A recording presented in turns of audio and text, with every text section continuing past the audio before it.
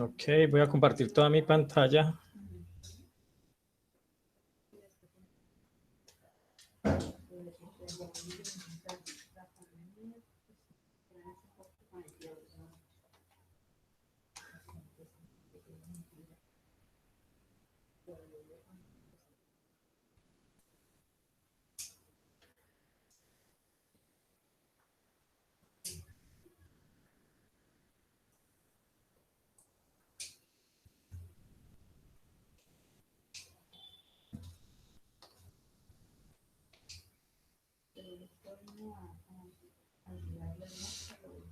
Bueno, chicos, muy buenas noches. Bienvenidos a una nueva sesión de el curso de Introducción a la Programación Orientada a Objetos.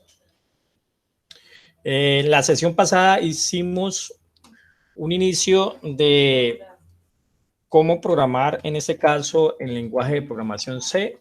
Dejamos pautado alguna sintaxis de cómo comenzar a trabajar y hoy vamos a continuar con esa parte. Entonces, dijimos pues que el lenguaje C es un lenguaje de programación de alto nivel y que básicamente tiene una forma de poder trabajar en él, que C++ es un lenguaje de programación que extiende al lenguaje de programación C y que de alguna manera lo que vamos a encontrar en el lenguaje de programación C++ es poder implementar todo el paradigma de programación orientado a objetos. Eso es básicamente lo que nos permite el lenguaje de programación. Entonces, voy a abrir algunos ejemplos que establecimos en la clase pasada para retomar allí y vamos a dejar hoy la pauta de cómo comenzamos a trasladar ese diseño orientado a objetos al lenguaje de programación C++. Entonces, hablamos de que en C++, pues de alguna manera debemos tener un proyecto y ese proyecto va a estar conformado por un conjunto de archivos. Uno de esos archivos deberá llamarse main.cpp e internamente deberá contener una función llamada main. Esa función es por donde iniciará cualquier aplicación que desarrollemos en C++. Dimos un inicio a unas primeras sentencias, en ese caso la sentencia cout o code, como lo quieran llamar, y dijimos que esta sentencia en el lenguaje de programación C++ lo que nos va a hacer es que nos permite sacar información en alguno de los dispositivos estándares de salida. En ese caso, puede ser en la pantalla por la consola. Entonces, tenemos el operador de extracción, decimos set cout y lo que queremos imprimir. Si en este caso es una cadena de caracteres, entonces lo establecemos entre comillas y él sacará esa información. Este cout está incluido dentro de la librería IOStream y a su vez tenemos que, si de alguna manera solo queremos utilizar el comando, pues debemos definir un namespace para que él entienda que estos comandos pertenecen al ámbito de la librería std. Si no establecemos ese namespace, entonces tenemos por cada comando que utilicemos de la librería, tendríamos que establecer un prefijo diciéndole que esa sería la librería. Entonces, std, voy a decirle aquí for this. Ustedes recuerden que ya tienen esto, cómo accederlo desde allá, desde su computador. Entonces, en este caso sería std::cout. Si no estableciéramos este using namespace std. Entonces, para cada una de ellas tendríamos que establecer el std::. Ahora más adelante vamos a entender que de alguna manera eso lo que estamos diciendo aquí es que esto es una clase y que este es un miembro de esa clase. Entonces, estos dos puntos está dando una propiedad de pertenencia. Ahorita, cuando veamos cómo implementamos una clase en C++, pues miraremos eso. Si no quiero establecer estas sentencias de esta manera, pues utilizo el use namespace y evito estar teniendo que escribir la librería std antes de ella. Una vez tengamos el programa, pues lo podemos mandar a ejecutar. En este caso estamos utilizando esta plataforma. Ustedes podrían utilizar algún IDE que les permita trabajar localmente en el computador. Aquí en los recursos de la clase les dejé un enlace para si quieren descargar este -C++. Este es un editor. Algunos también en la actualidad pueden bajar el compilador y trabajar con un editor que está muy de moda, que es el Visual Studio Code. Pero de alguna manera el IDLE que se utilice o la herramienta que se utilice para escribir el código, pues digamos que ellos lo que ofrecen son algunas herramientas, pero no es lo más importante. Lo más importante es que se entienda el concepto en primera instancia, el paradigma de programación orientada a objeto, y en segunda instancia, poder entender la sintaxis del lenguaje que vamos a abordar para poder llevar esos diseños a una implementación. ¿Por qué prefiero esta herramienta? Pues porque por esta herramienta rápidamente nosotros nos podemos compartir los proyectos. Tanto yo les puedo compartir proyectos como ustedes me pueden compartir los proyectos. Solamente con decir aquí en compartir, compartimos el enlace, así como yo se los dejo establecido allá en el campus, y ya rápidamente tendríamos nuestros proyectos compartidos. Al ejecutar esta sentencia a través de este botón o este vínculo, pues él va a interpretar el programa que estamos construyendo y nos va a arrojar en ese caso la información en la consola de esta herramienta que está en la parte inferior. En la clase pasada también mencionamos algunas reglas de estilo que no son reglas estrictamente necesarias para construir un programa, porque el hecho de que no los apliquemos no significa que el compilador traduzca la sentencia, como en este caso. Aquí, en este caso, estas son las sentencias del lenguaje C. La máquina no entiende sentencias del lenguaje C, la máquina entiende lenguaje de máquina. Entonces, los lenguajes de programación nos ofrecen una herramienta que hace el proceso de compilación. ¿Qué es el proceso de compilación? Traducir las sentencias que nos da el lenguaje de programación a un lenguaje de máquina para poder que la máquina entienda ese lenguaje. Entonces, en últimas, le estamos dando órdenes a la máquina a través de un lenguaje de alto nivel, para nuestro caso C++, y luego ese lenguaje será traducido por un compilador a un lenguaje de máquina. Entonces, algunos de esos estilos es que en cada archivo vamos a manejar a través de comentarios, en este caso esto es un comentario de múltiple línea, donde vamos a establecer alguna información necesaria para identificar el archivo. También vamos a establecer comentarios de una sola línea para darle a entender a la persona que venga a acceder a nuestro código qué es lo que estamos queriendo establecer en un momento determinado con el código como tal. Entonces, este fue el primer ejemplo. Aquí tenemos el cout y por acá vemos la salida. Este ln lo que hace es que permite imprimir un salto de línea en la consola. O sea, agrega un salto de línea, en este caso, en la consola. Un segundo ejemplo que establecimos fue este de captura de datos, y con ello vimos la forma como establecíamos o declaramos las variables en lenguaje C++. Entonces vamos a poder establecer diferentes tipos de datos que vamos a utilizar en nuestro lenguaje. Lógicamente, eso tiene que estar muy de la mano del análisis y del diseño que establecimos. Entonces dijimos que para declarar una variable establecemos el tipo de dato y el identificador.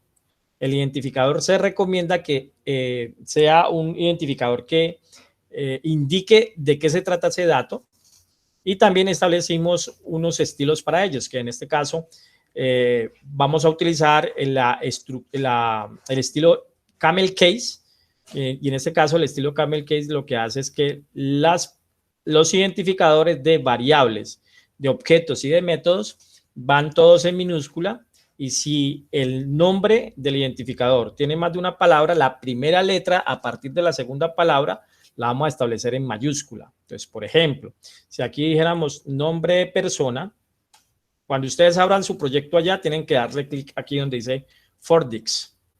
Entonces, para poderlo editar. Entonces, aquí, por ejemplo, si este fuera nombre de persona, entonces diríamos nombre de persona. Entonces, en este caso, este es el estilo camel case, y se le llama lower camel case porque la primera letra de la primera palabra va en minúscula, y así lo vamos a utilizar para establecer nombres de atributos, nombres de variables, nombres de métodos. Ahora que veamos cómo trasladamos una clase de lenguaje C++, vamos a ver que una clase la vamos a utilizar con upper camel case, que en este caso sería algo así como estudiante Univalle. Si tuviéramos una clase que se llamase estudiante Univalle, entonces en este caso le estaríamos diciendo que este sería su nombre y lo vamos a escribir en la nomenclatura upper camel case. ¿Por qué se le denomina upper camel case? Porque todas las letras, todas las palabras, todas las letras, todas las primeras letras de cada palabra van en mayúscula. Entonces, a eso se le denominará upper camel case. ¿Listo?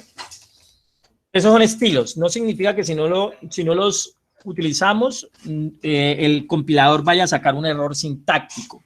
No, eso no sucede, pero por estilo debemos de acostumbrarnos a utilizar esas nomenclaturas. Ok, entonces en este ejemplo, ¿qué estamos diciendo? Que estamos declarando una variable llamada nombres de tipo string, de tipo cadena, y una variable llamada apellidos de tipo string. Estamos declarando una variable llamada edad de tipo entero y estamos declarando una variable peso de tipo float. Entonces, en este caso, declaramos variables y decimos el tipo de dato que ella va a operar. Esto debemos de establecerlo en el ámbito del problema en el momento que estamos haciendo el análisis del problema. Para salida de datos, entonces ya dijimos que vamos a hacerlo con cout y el operador menos menos. Para captura de datos vamos a utilizar el operador cin. Cin también es una función que está establecida en la librería IOStream y también pertenece a la clase std. Entonces vamos a decirle sin y vamos a utilizar este operador, mayor, mayor. En este caso lo que estamos diciendo es captura un dato y ese dato que lo capture, guárdelo en esta variable. Guárdelo en esta variable que declaramos de este tipo de dato. Entonces aquí vemos que declaramos variables, capturamos datos. Antes de la captura de cada dato establecemos un mensaje y ese mensaje lo que indicamos es a qué se refiere ese dato. Y acá como ejemplo pues establecemos una salida donde estamos diciendo el string o el mensaje que queremos dar más el contenido de la variable que capturamos. Entonces si lo corro, entonces acá nos dice lo siguiente. Entonces aquí ha comenzado, ya compiló el programa, no hubo errores sintácticos. Si hay errores sintácticos, el compilador me arroja errores diciéndome en dónde está el error y qué error es.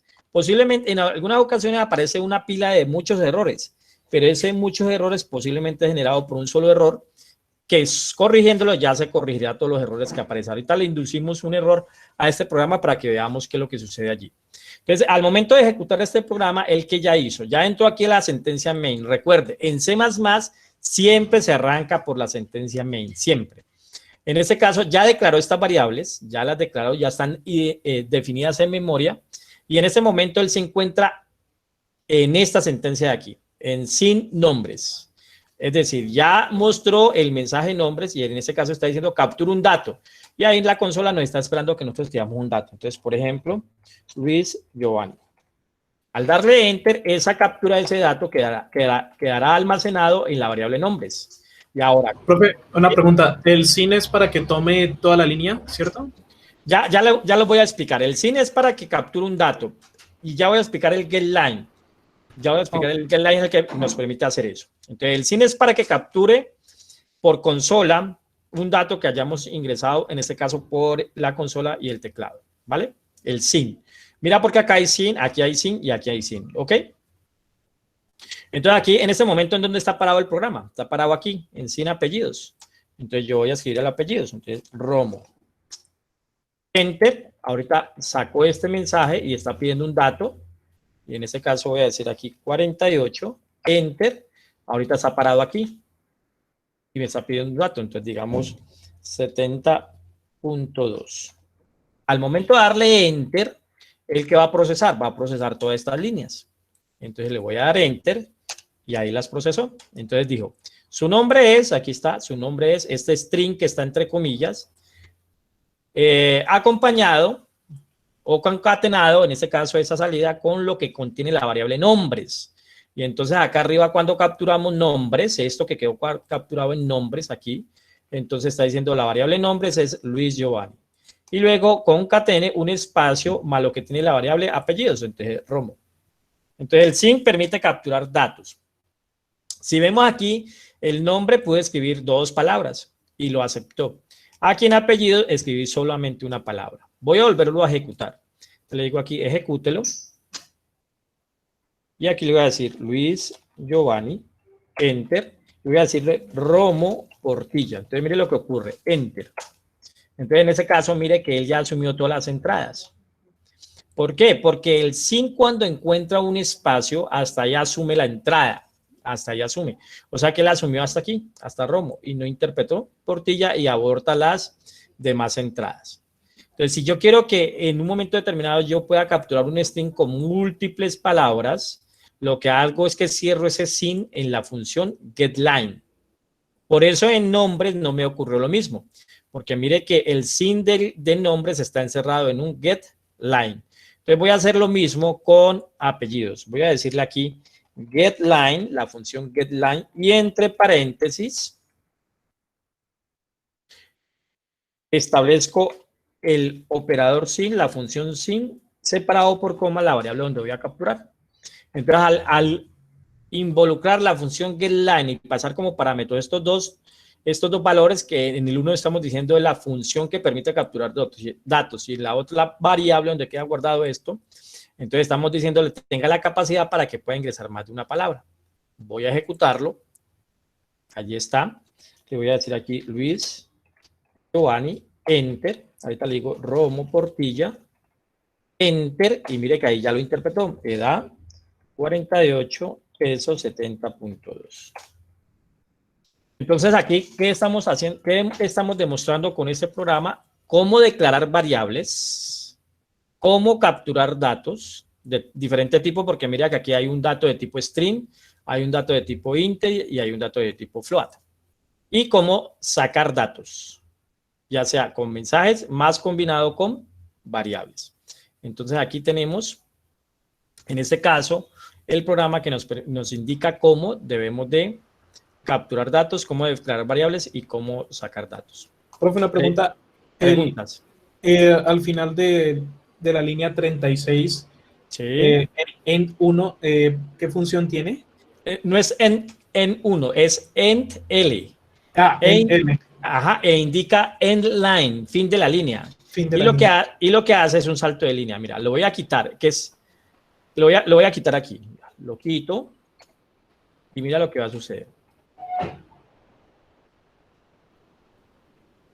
Aquí digo Giovanni, Romo, 48, 70.2. Enter. Entonces mira aquí lo que sucedió. Su nombre es Giovanni Romo y este mensaje salió su edad aquí pegado. ¿Por qué? Porque le quité el end line. O sea, okay, hace un salto de línea, ¿ok? Hace un salto de línea. ¿Eso se hace?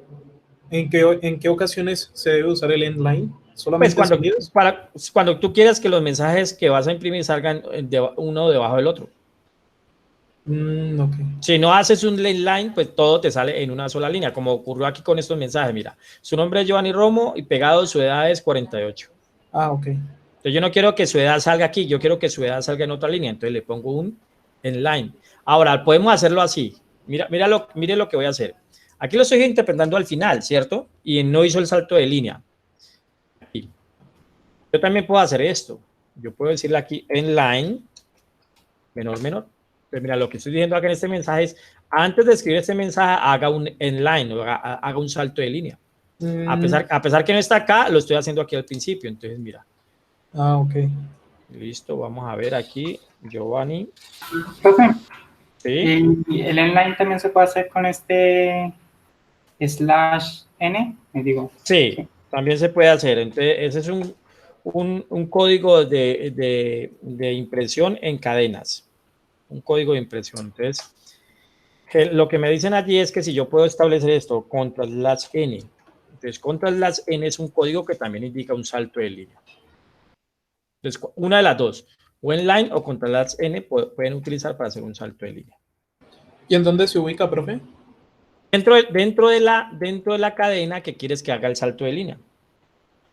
Dentro de la cadena, por ejemplo, si yo le digo aquí contra /n, dirá su nombre, salto de línea es y luego sí lo demás.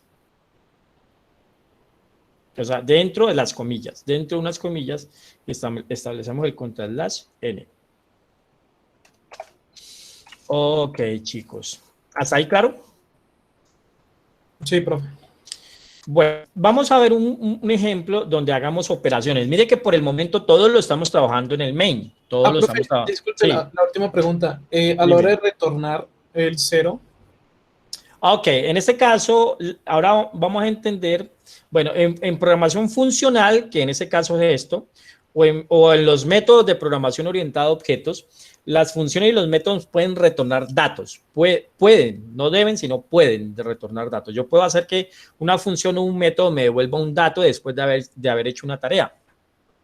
Entonces, si la función tiene este formato, ahora vamos a ver que eso se llama la firma, cuando vamos ahorita el modelo de la programación orientada a objetos en C++, a eso le vamos a llamar la firma del método.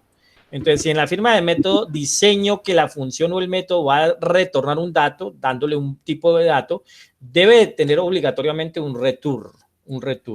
Ahora, en la función main, retornamos un 0 para indicar al programa que terminó correctamente, que él llegó a su final felizmente. Entonces, si él llega hasta aquí, return, y además retorna un 0, significa que él llegó a su final de la ejecución del programa. Si devuelve cualquier otro valor, entonces eso se interpretará como que el programa no llegó a su final y ocurrió un error. Y ese código que me devuelva será el código del error del programa.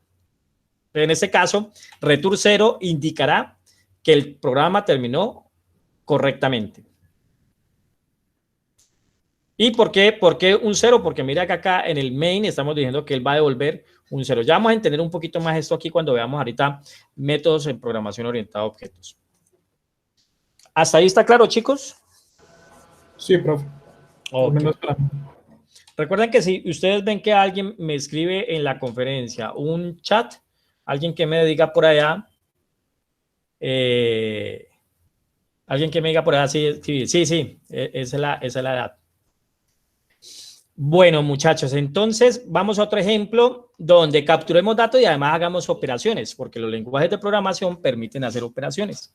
Entonces, voy a abrir el tercer ejemplo que está aquí, que es ya con un contexto, y vamos a decir, abra aquí el programa. Aquí está. Entonces, en este programa, ese programa lo que va a hacer es que va a permitir calcular el área de un triángulo.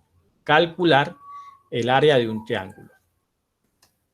Pero, todavía no estamos utilizando programación orientada a objetos, ¿ok? Solamente estamos viendo aquí cómo trabaja el lenguaje C en la definición de variables, en la captura de datos, en la salida de datos y ahorita en el cálculo de datos. Ok, entonces, aquí en este programa, su función es cómo efectuar cálculos. Y mire, acá está el estilo de lo que decíamos, el nombre del programa, quién lo hizo, el correo de quién lo hizo, la fecha en que se creó, la fecha en que se modificó, la versión y posiblemente la licencia en que va a tener ese programa. La utilidad, ver cómo se efectúan cálculos.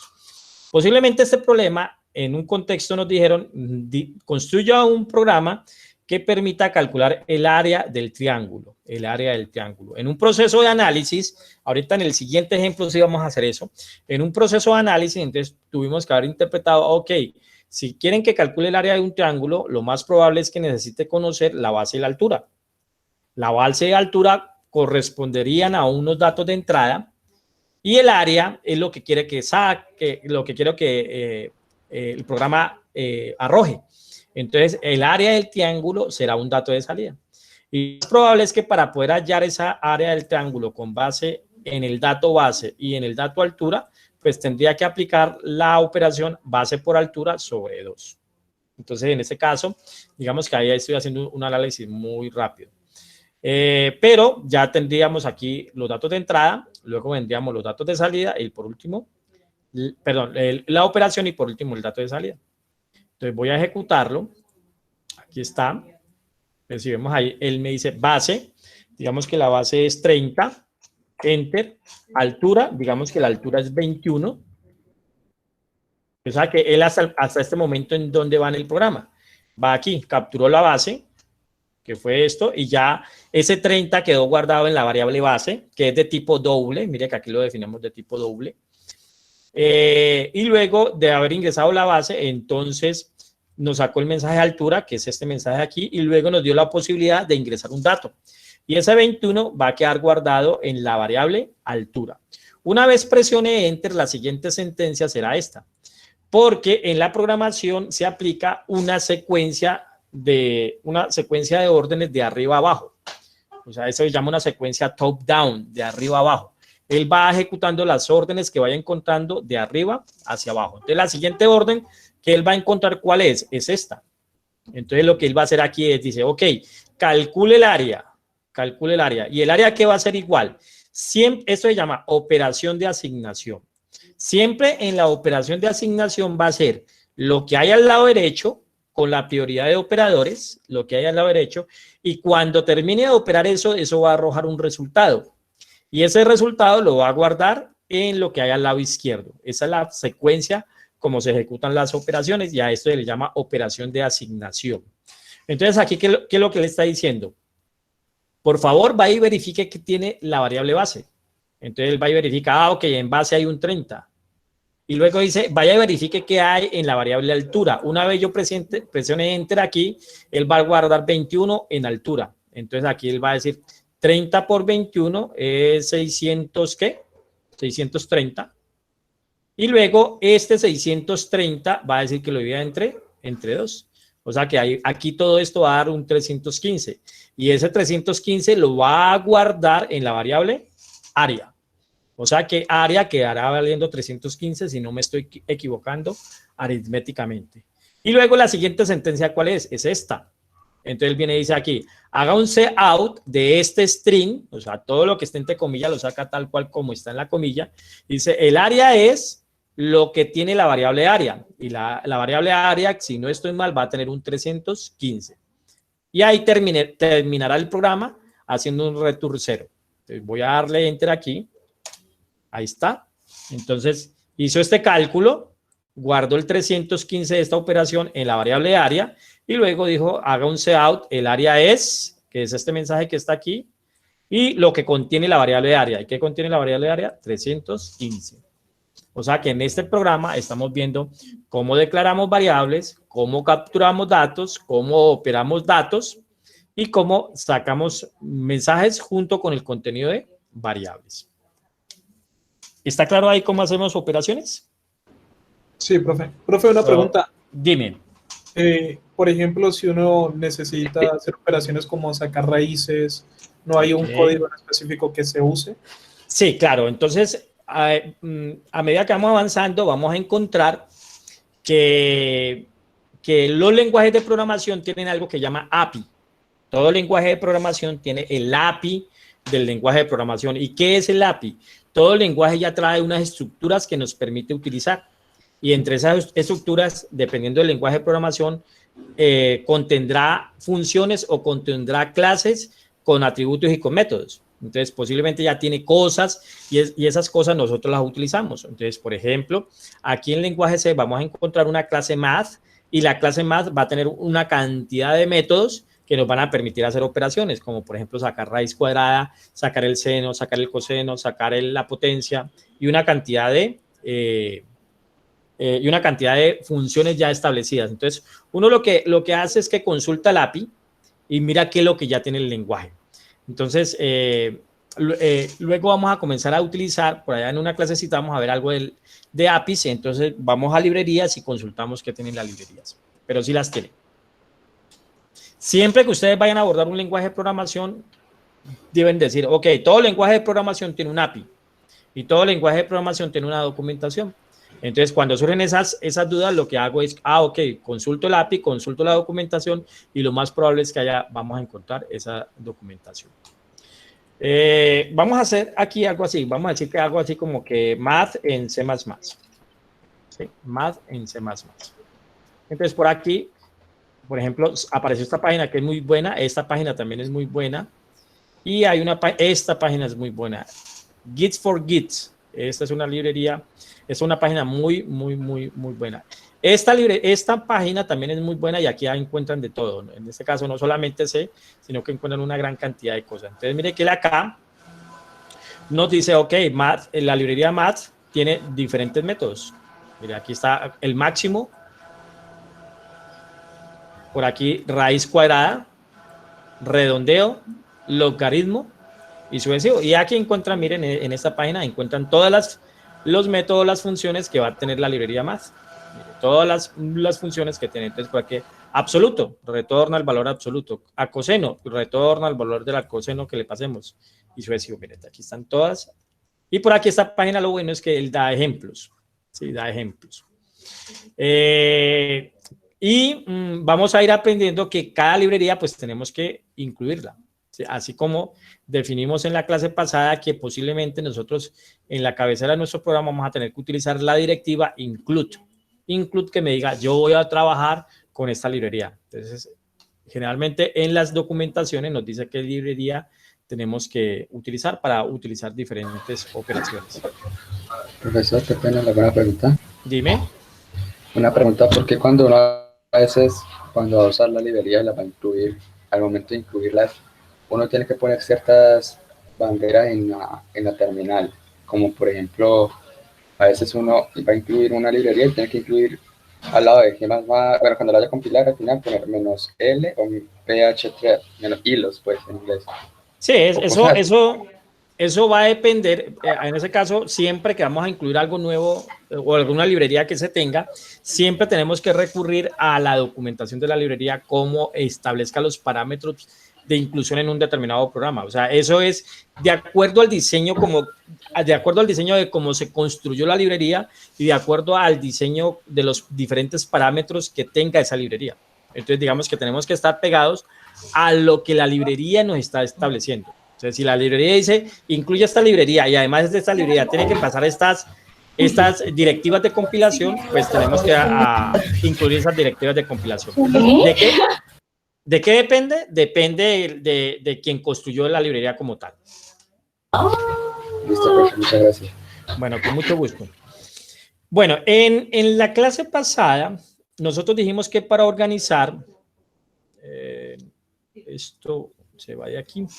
En la clase pasada nosotros dijimos que para organizar nuestro proyecto, pues básicamente nosotros íbamos a tener diferentes archivos. Entonces voy a llegar hasta donde están los archivos aquí.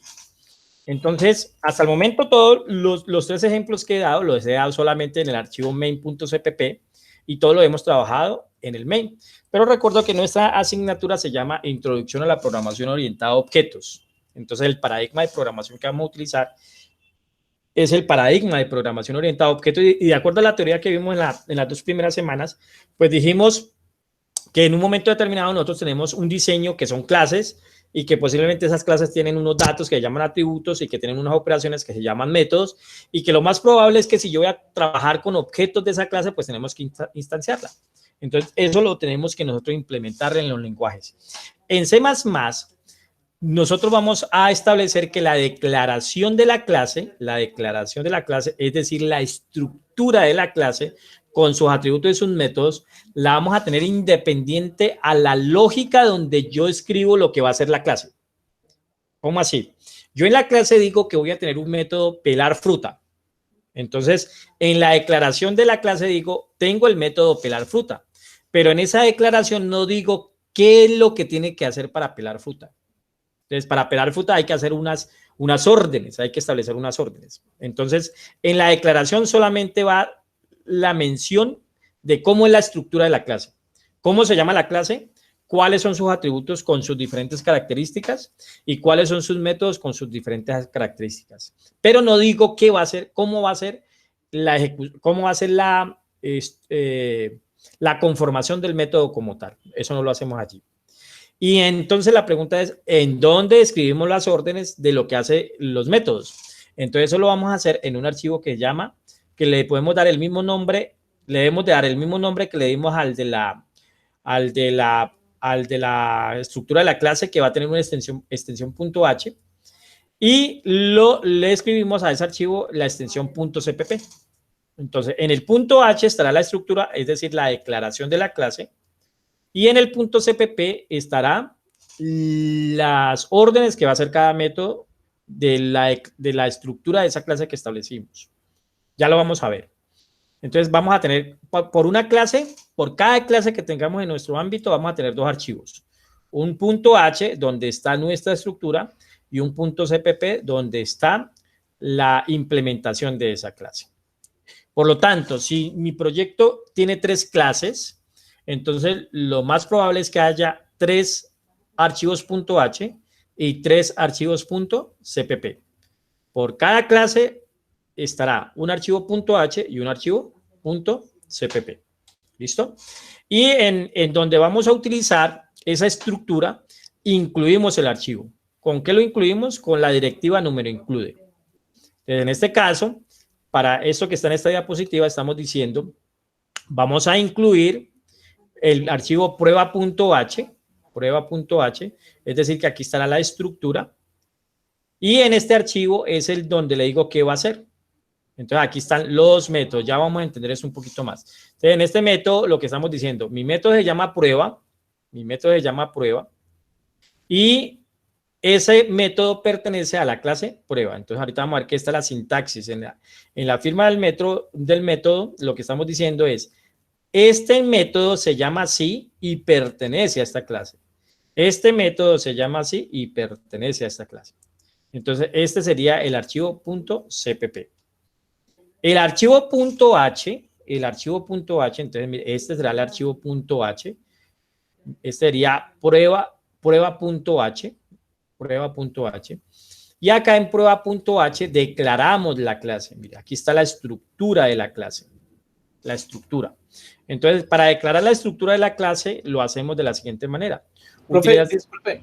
Dime. Es que hace rato estaba viendo lo del IOStream. Ajá. Y no recuerdo bien qué era. Ok, el IOStream lo dijimos la clase pasada, que toda sentencia, toda función, posiblemente del lenguaje C, va a necesitar de una librería. Entonces, en este caso, como estamos utilizando el cout, yo necesito la librería IOStream. IOStream y significa Input, Output, Stream, o sea, algo así como flujos de entrada y salida básicos. Entonces, si quiero utilizar el cout, debo incluir la librería IOStream. Recuerda que todo esto que establecemos acá al principio son librerías o son archivos que nosotros hemos construido donde estamos declarando estructuras de cosas. ¿Listo? Estructura. Entonces, lo más probable es que más adelante sigamos viendo más librerías. Entonces, la IOStream trabaja con el cout y el sin, el IOStream. ¿Listo? Listo. Bueno, entonces, en nuestro proyecto van a haber archivos CPP y van a haber archivos .h. En los archivos .h que hay, la estructura de la clase. Entonces, aquí lo más probable es que estamos implementando una clase que dijimos que se iba a llamar prueba. Entonces, mira, aquí decimos class prueba. Class es una palabra reservada, tal cual como main, tal cual como void, tal cual como private, tal cual como public. Eso significa que yo no puedo declarar ni atributos ni nombres de variables con los nombres de las sentencias del lenguaje C, con las palabras reservadas. Yo no puedo declarar identificadores. Entonces, aquí, ¿qué nos está diciendo esta estructura? Estamos diciendo, voy a construir una clase que se llama prueba. El cuerpo de la clase va entre llave y cierra con punto y coma. O sea, que aquí estamos diciendo, esta es una clase llamada prueba y el cuerpo de esa clase está encerrado entre la llave que abre y la llave que cierra y un punto y coma.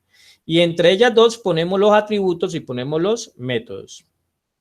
Hay algo que llama la accesibilidad de los miembros de la clase. La accesibilidad es qué tanto puedo acceder o qué tanto se va a poder acceder a esos elementos.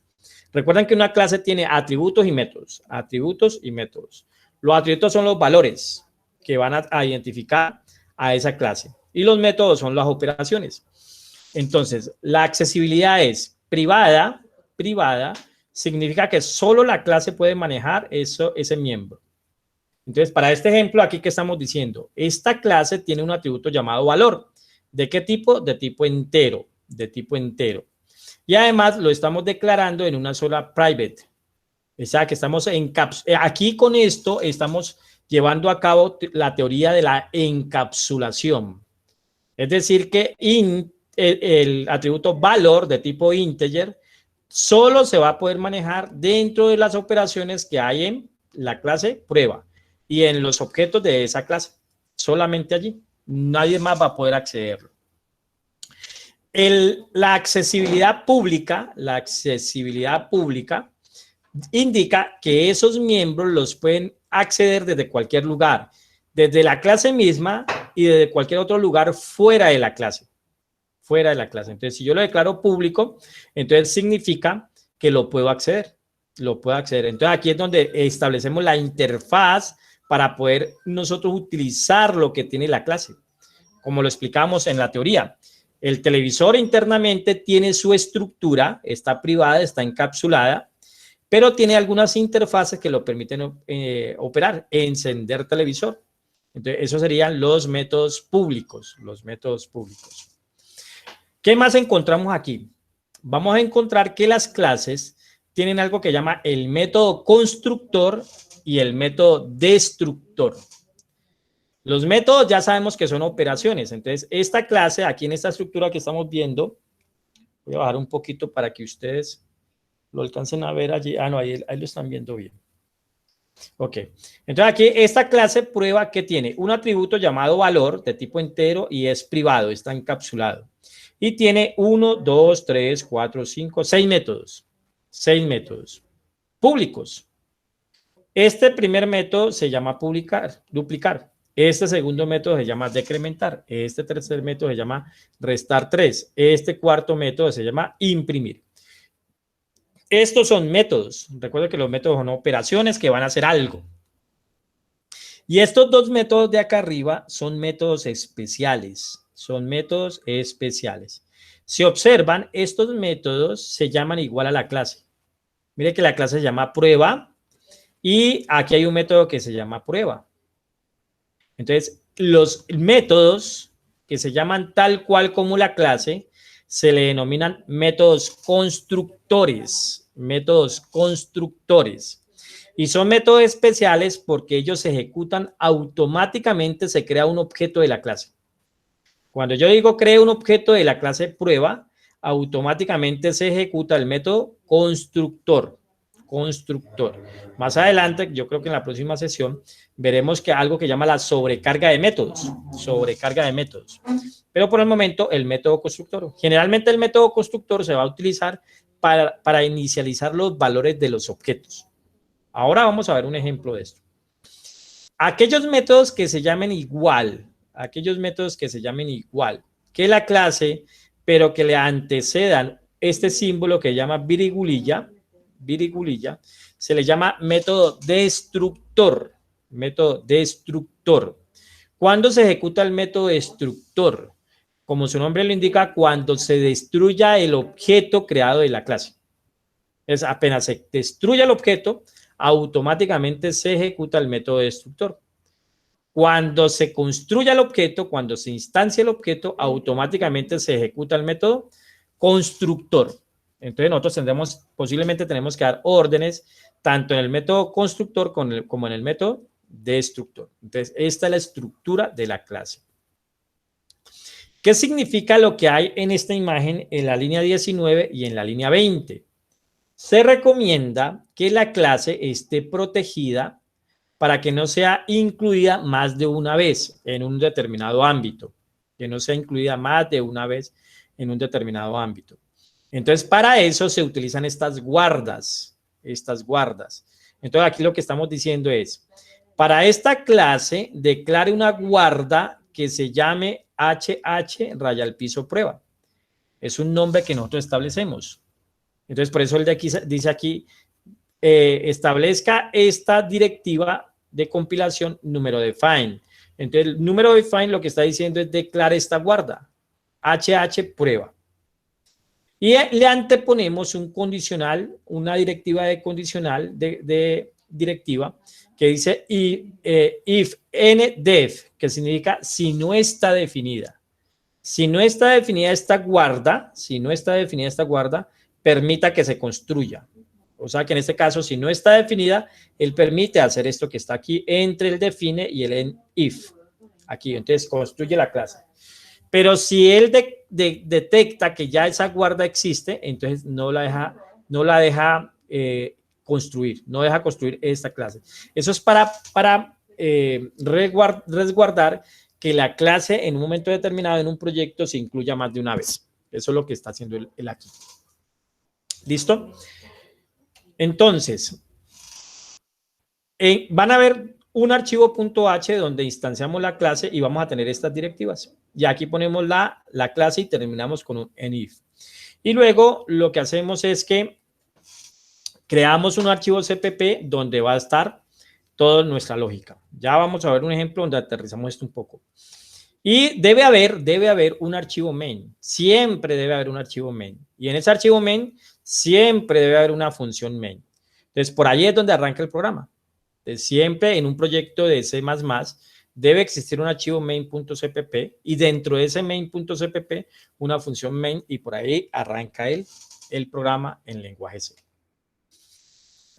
Entonces, aquí, esto es lo que estamos viendo aquí, miren. Este es un archivo main y por aquí tenemos la función main. Por aquí tenemos la función main. Si en esa función main yo voy a utilizar mi clase, entonces la incluyo. ¿Cómo la incluyo? Con la directiva include y el nombre del archivo que tiene la estructura. Entonces, aquí estaríamos diciendo, mire, lo que hay en prueba.h, permítalo incluir aquí. Entonces, aquí que está incluyendo toda la clase que declaré. Toda la clase que declaré. Aterricemos esto un poquito. Vámonos a ir al ejemplo que tienen en el campus. Voy a cerrar ya estos tres.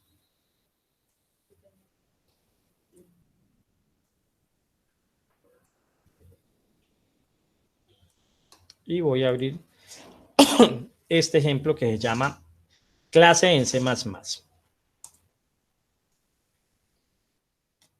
Entonces, aquí vamos a explicar cómo implementamos la clase.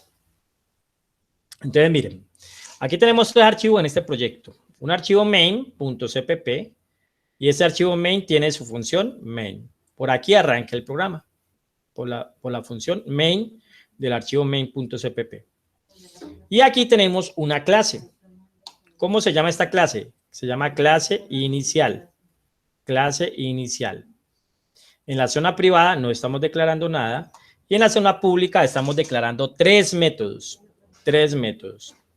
Entonces, este es el método constructor. Método constructor. Y este es el método destructor. Destructor. Recuerden que estos son métodos especiales. Estos métodos se ejecutan automáticamente. ¿Cuándo se ejecuta este método automáticamente? Cuando se instancia un objeto de la clase.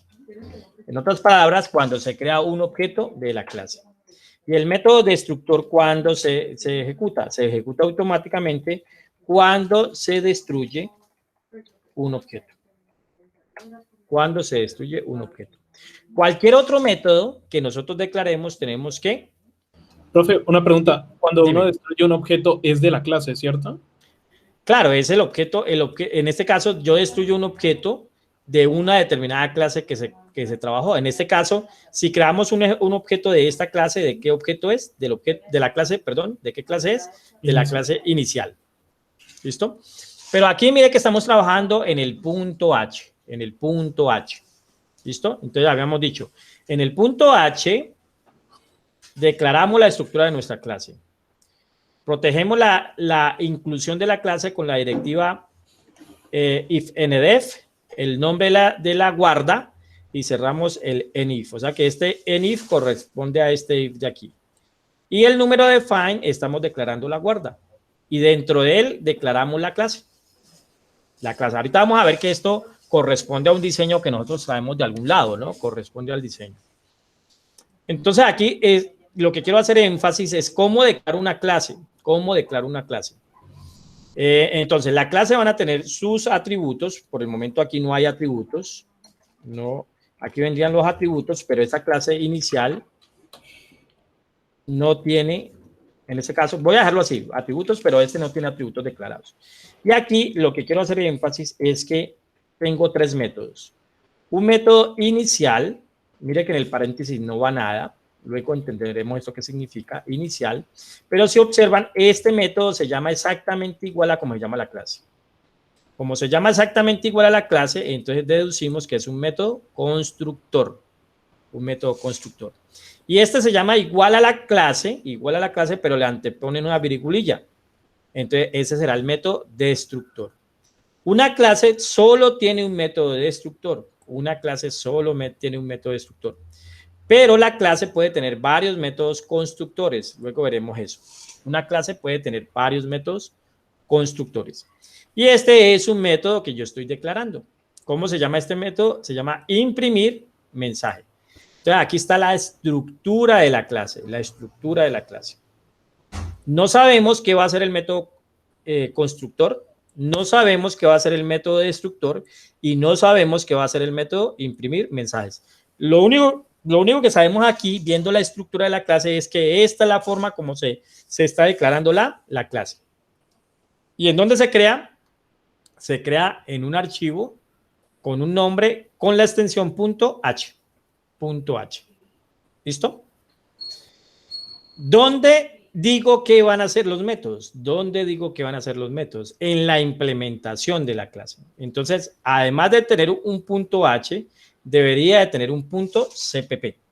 Entonces, mire, aquí está el archivo cpp. Entonces, igual tiene las directivas.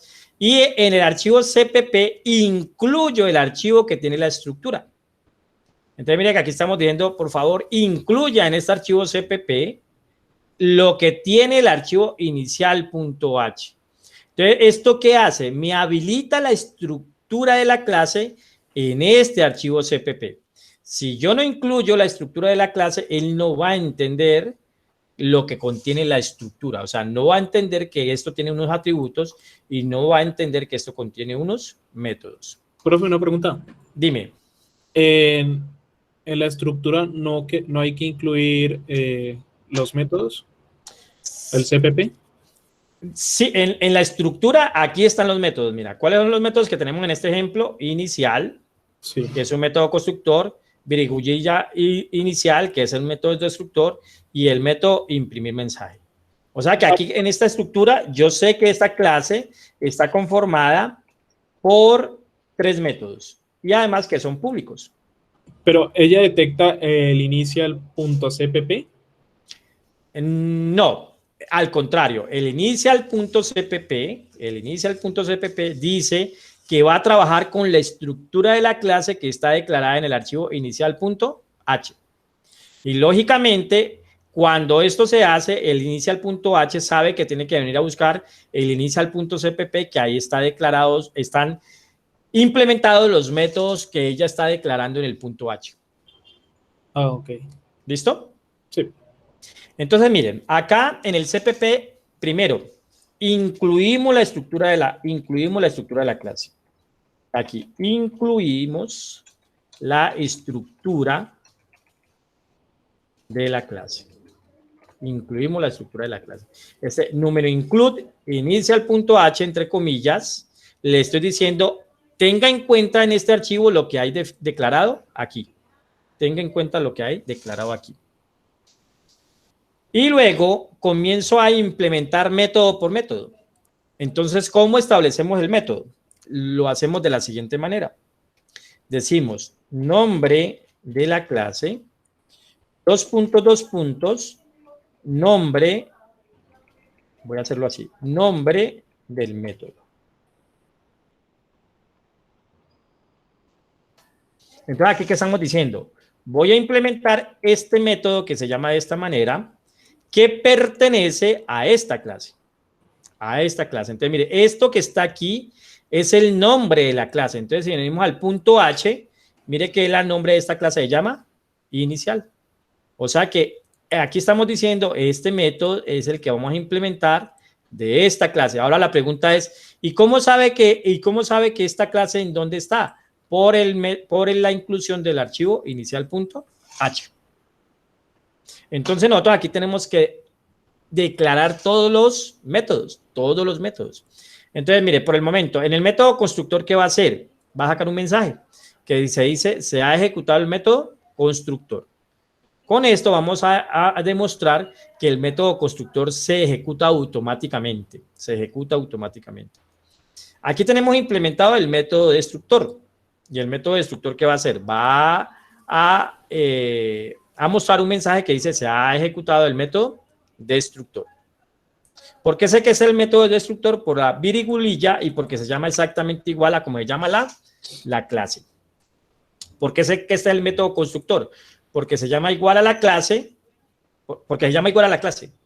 Entonces, yo sé que ese es un método constructor. Y este método se llama imprimir mensaje. Imprimir mensaje. ¿Y a quién pertenece? A la clase inicial. Ya ahorita les explico qué significa este bot. Entonces, ¿qué va a hacer el método imprimir mensaje? Pues va a sacar un mensaje que dice, se ha ejecutado el método imprimir mensaje. ¿Cuándo se va a ejecutar el método imprimir mensaje? Cuando yo lo diga. Cuando yo lo diga. Tantas veces yo diga imprime el mensaje, pues él lo va a imprimir. Pero los métodos constructores y los métodos destructores, yo no tengo la forma de decir ejecuta este método constructor, ejecuta este método destructor. Entonces, pregunta, ¿cuándo se me ejecuta el método constructor de una clase? Cada vez que se crea un objeto. Cada que se crea un objeto. Cada que se crea un objeto. Ya vamos a ver cómo se crea un objeto. ¿Y cuándo se ejecuta el método destructor? Cuando lo destruye o se termina el programa. Cuando se destruye el objeto. Cuando se destruye el objeto. Entonces, lo general es que en el método constructor inicialicemos las cosas del objeto y en el método destructor liberemos memoria o destruyamos otras cosas que ha trabajado el objeto. Entonces, por eso aquí se llama constructor y por eso aquí se llama destructor. Aquí construye cosas, digámoslo así, y aquí destruye cosas. Por el momento aquí, ¿qué le estamos diciendo al que construya? Pues que construya un mensaje y nos diga. Por aquí, ¿qué estamos diciendo? Que cuando se destruya, pues nos diga un mensaje. Y el método de imprimir mensaje, pues ejecuta esto. Entonces, hasta ahí. Pregunta. ¿Está claro cómo se implementa y se declara una clase en C++? La declaro en un punto H. Con la estructura class y el nombre de la clase. Abro llaves, cierro llaves, punto y coma, y luego los atributos y luego los métodos. Bueno, a eso se le llama miembros de clase, porque yo también puedo tener atributos públicos. O aquí también falta otro modificador de acceso que es el protegido. Entonces yo también puedo tener atributos o métodos protegidos. Por el momento estamos dando el ejemplo aquí de atributos privados y de métodos públicos. Y no hay atributos. O sea que lo único que tiene esta clase son métodos. ¿Y en dónde le digo a la clase qué va a hacer, qué precisamente va a hacer cada método que yo defina? En un archivo .cpp. ¿Listo? En un archivo .cpp. Entonces, ¿cómo uso la clase? ¿Cómo uso la clase? La clase la utilizo en algún lado creando objetos de ella. Creando objetos de ella. Para nuestro ejemplo, vamos a venir al archivo main.cpp. Entonces, mire, para declarar un objeto, le decimos como si estuviéramos declarando una variable. Nosotros dijimos entero, edad. Entonces, aquí, ¿qué estamos diciendo? El identificador edad, que es de tipo entero. Entonces, cuando yo quiero declarar un objeto, lo que digo es el identificador del objeto antepuesto del nombre de la clase. Entonces, ¿esto qué es? Es el nombre de la clase. Entonces, ¿cómo instancio un objeto? Un objeto lo instancio con el nombre de la clase, seguido del nombre del objeto. Entonces, en este caso, ¿qué estamos diciendo? Creo un objeto llamado inicio1, que va a ser un objeto de la instancia de clase llamada inicial. O sea que esto es un objeto de clase. ¿De qué clase? Inicial. Ahora, como aquí yo quiero utilizar la clase inicial, la debo de incluir. Mírenla acá arriba. ¿Cómo le digo al programa main.cpp que voy a utilizar una clase llamada inicial incluyendo su archivo? Yo sé que en el archivo inicial.h ahí está declarada la clase inicial. Entonces, como sé que ahí está, incluyo el archivo. Mírenlo, aquí está. Include inicial.h. Ahora, ¿cómo hago uso de ese objeto? Entonces, esto se va a generalizar. Cada que yo quiera utilizar o acceder a un miembro de un objeto, lo digo así, objeto.miembro, donde miembro puede ser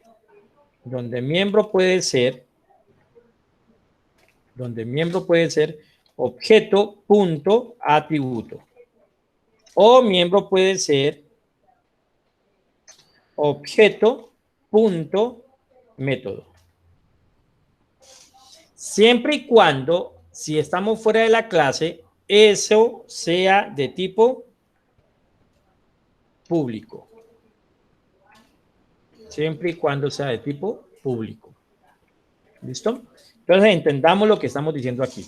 Creamos un objeto inicio 1 y luego de crear un objeto inicio 1 le estamos diciendo manda a ejecutar de inicio 1 el atributo imprimir mensaje. Manda a ejecutar de inicio 1 el método imprimir mensaje. ¿Y qué hace imprimir mensaje? Pues acá dijimos, mire, imprimir mensaje lo que va a hacer es que va a sacar este mensaje. Entonces lo voy a ejecutar y vamos a ver el resultado. Vamos a ejecutarlo. Según la secuencia de este main, según la secuencia de arriba hacia abajo de este main, estamos declarando un objeto y luego de ese objeto estamos mandando a ejecutar el método imprimir mensaje. Entonces lo voy a ejecutar. Ya ahí lo ejecutó. Entonces si miramos acá abajo, mire lo que le está diciendo. Se ha ejecutado el método constructor. Pregunta, ¿en algún lugar yo le dije vaya a ejecutar el método constructor? No. Se mandó a ejecutar el método constructor automáticamente cuando creamos este objeto. Cuando creamos este objeto. Luego de haber creado el objeto, mandamos a ejecutar el método imprimir mensaje. Mírelo, aquí está. Se ha ejecutado el método imprimir mensaje. Y luego cuando termine el programa, pues allí, cuando se termine el ámbito donde fue creado, la instancia del objeto o la variable, ahí también se destruirá ella. Entonces mire que aquí como al llegar al final del programa se destruirá ese objeto. Entonces acá está diciendo se ha ejecutado el método destructor. Entonces mire que el método constructor y el método destructor se ejecutan automáticamente.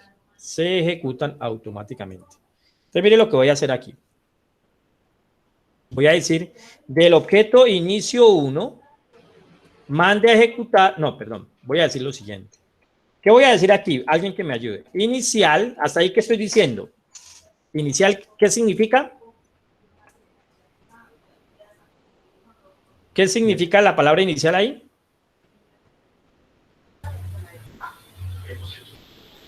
¿La clase? La clase. Ese es un tipo de dato, un tipo de dato. ¿Pero qué tipo de dato es? Ah, este tipo de dato, mire, inicial. Pero eso está en punto H. ¿Cómo él hizo para entender qué era eso que había en el punto H? Porque acá lo incluimos. ¿Listo? Porque aquí lo incluimos. Mire, de hecho, antes de hacer esto, si yo le digo aquí a él,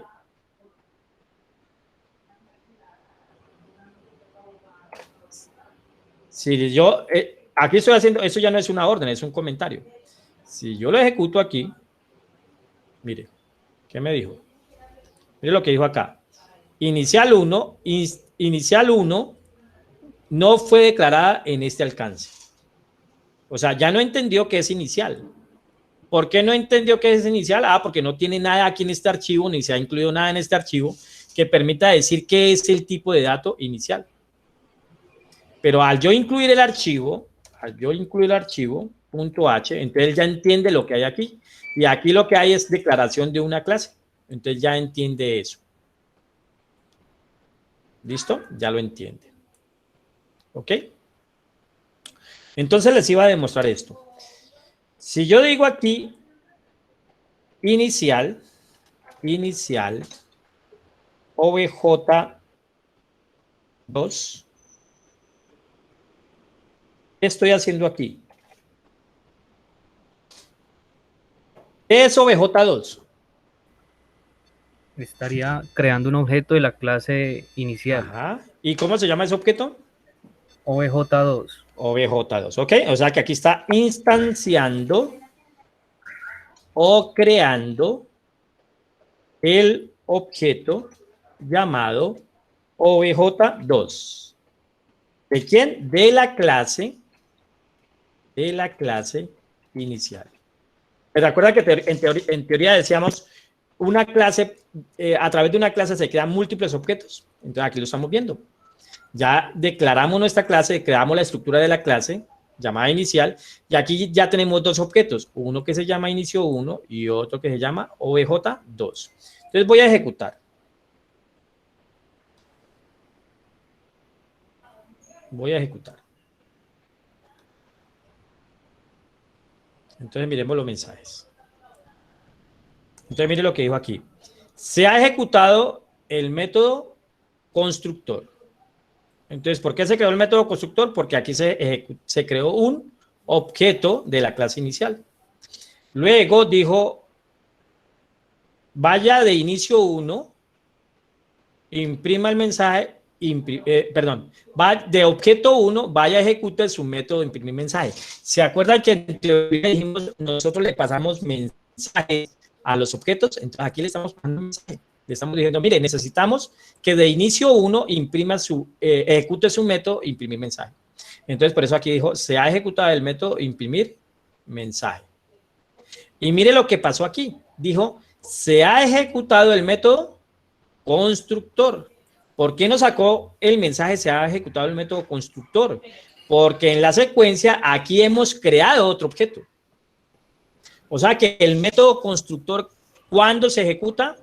En el instante en que creamos o instanciamos un objeto.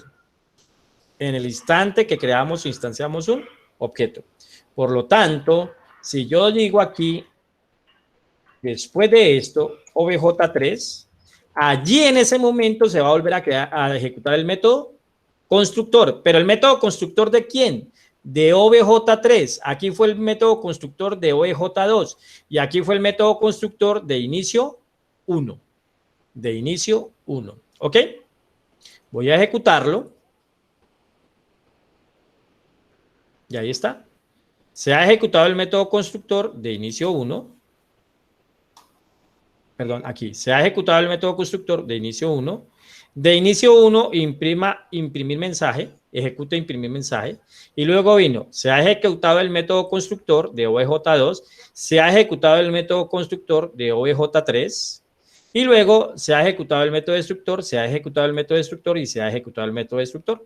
¿Por qué? Porque tenía 3 objetos y al momento de cerrar el programa, pues se tienen que destruir los 3 objetos. ¿Listo? ¿Está claro?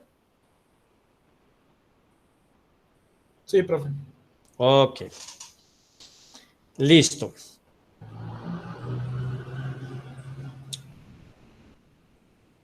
Bueno, voy a aumentarle una cosita acá a mi clase.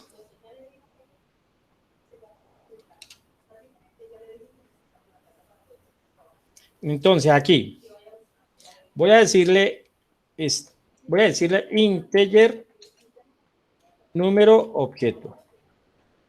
Número objeto. Ok, número objeto. Entonces aquí viene el atributo, estoy creando un atributo llamado número objeto. Y acá en el método constructor le voy a decir que le voy a pasar un número. Y aquí le voy a decir que me imprima ese número. ¿Listo? Entonces aquí le estoy diciendo, cuando voy a crear el objeto le voy a pasar un número. Voy a hacerlo por el momento así, Cuando vaya a crear el objeto, le voy a pasar un número y él aquí me va a decir, se ha ejecutado el método constructor y el número que le pasé. Entonces, en este caso acá, ya le vamos a decir que le voy a pasar un número. Entonces, aquí le voy a pasar el 1. Aquí le voy a pasar el 2. Y aquí le voy a pasar el 3. ¿Listo? Instancia del objeto...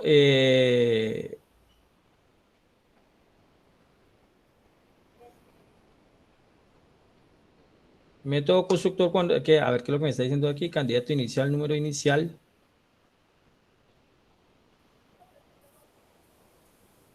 Permítame en un momento. No conoce la conversión, el argumento 1, un momentico. Resulta que lo cambié acá en dónde lo implementamos, pero lo cambié en la estructura. Entonces, acá en la estructura, tengo que decirle que él va a recibir, en vez de parámetros vacíos, vamos a recibir un entero. Y lo voy a llamar número. ¿Listo?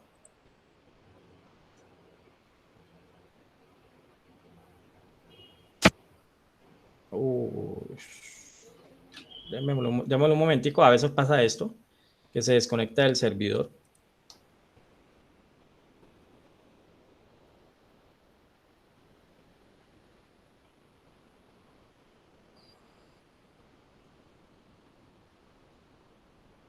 Bueno, ojalá no va a perder los cambios aquí. Online GDB. Ya respondió.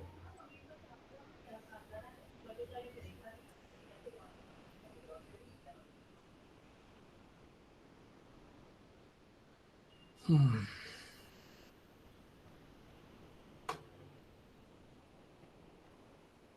que pasa es que si lo doy a refrescar aquí, se pierden los cambios.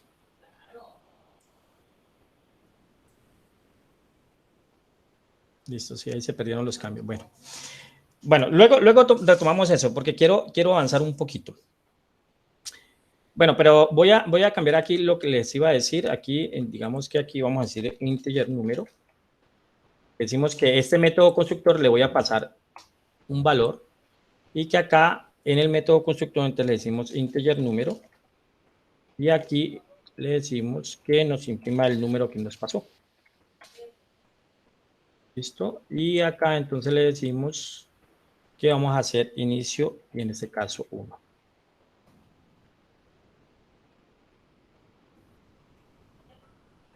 ¿Listo? Ahí está. Entonces, mire.